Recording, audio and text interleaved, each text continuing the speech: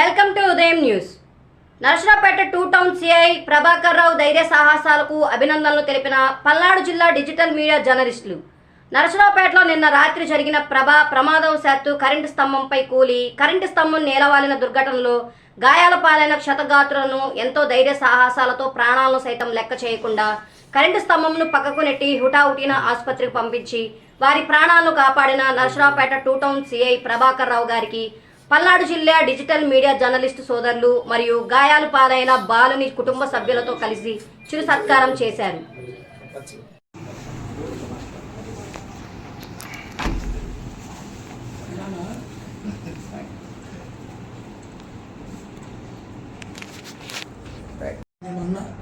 శివరాత్రి కొండకి ప్రభలు పోయింది. నిన్న తిరిగి వస్తున్నాయి. వచ్చే సమయంలో కొత్తవాయి బజార్ ఈ కొండలపేట ప్రభలు గొంతులోకి రావాలి. కాకుమార్ బజార్లో నుంచి వస్తుంది.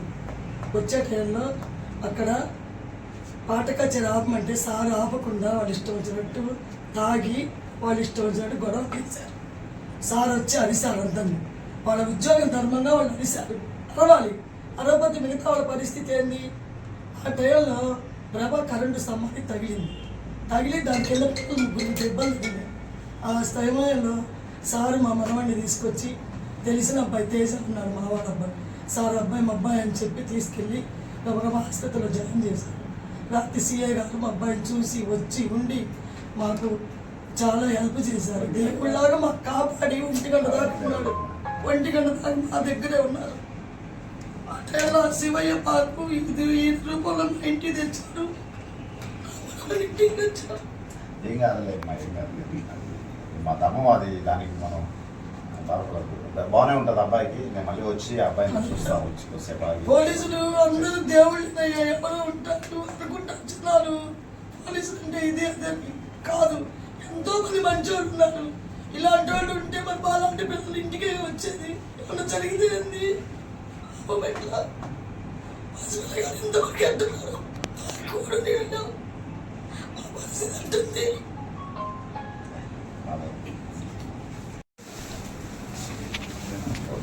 తీసినావా?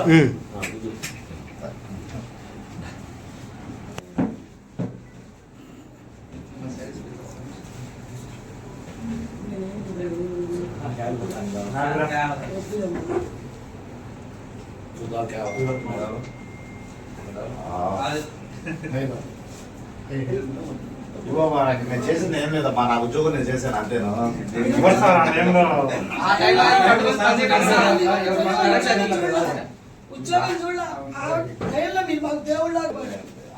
మన పోలీసు ఉద్యోగం మా పోలీసు ధర్మం అదే కాదండి. ఉద్యోగస్తులు కావచ్చు కానీ ఆ టైంలో చేశారు మాకు. మా ఇంటి మా పిల్లోని చేర్చారు కదా. అంతమంది ఉంది కూడా ఒక్కళ్ళు కూడా పట్టించుకోలేదు.